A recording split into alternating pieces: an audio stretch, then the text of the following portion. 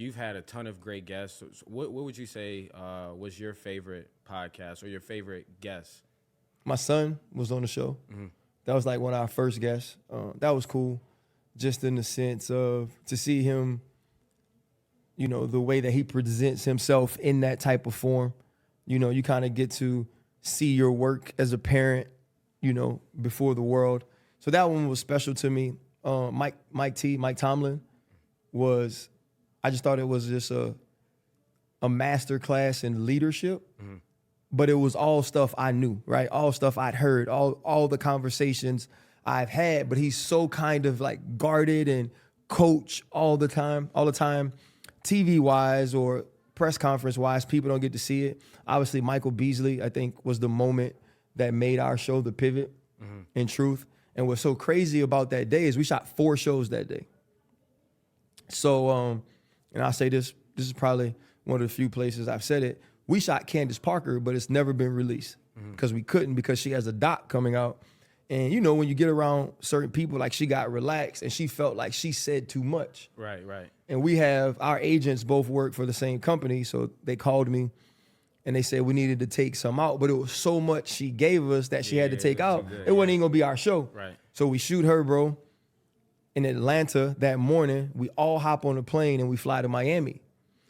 So we were supposed to shoot, like Fred thought we had Derrick Henry and Tyreek Hill lined up. So it's like a dope day. Right. Like you get Candace Parker, those 2 active players. Yeah. Oh, that's a wrap. Yeah. So they ended up backing out, so we can't get them. So we hustled. Fred had he got Warren Sapp, he got Dr. Amira, who was Channing's dentist. So it was really cool. She's married to a former football player. And then we got Beasley, and Beasley was the last one. He walks in and he doesn't want to do it, you know, because like y'all have a lot of stuff too. Actually, you know, this is a ton to shoot as well, and we have more. Right? And so he walks in and he's like, well, I didn't think it was this type of production. Right. And so we send Channing out, they talk, you know, they have a couple of drinks. And by this time I'm spent. And I was like, hey, man, if he does it, he does it. If he wants to leave, then it is what it is. Yeah. And he sits down for like 7 minutes.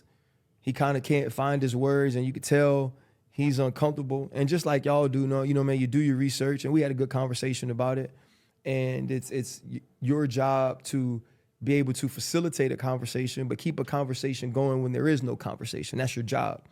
And we couldn't really get him in. And I knew he had went to a bunch of high schools. And so I was just like, man, how did you learn to build relationships and bouncing around like that young? And it just clicked for him.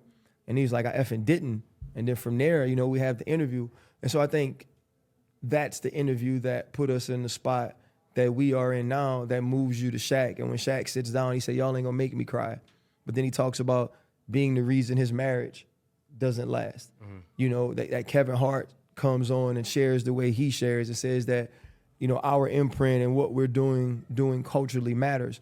It's because of Michael Beasley, because from there, people have now come on to our show and understood the type of space it is and the safety it is in sitting with us.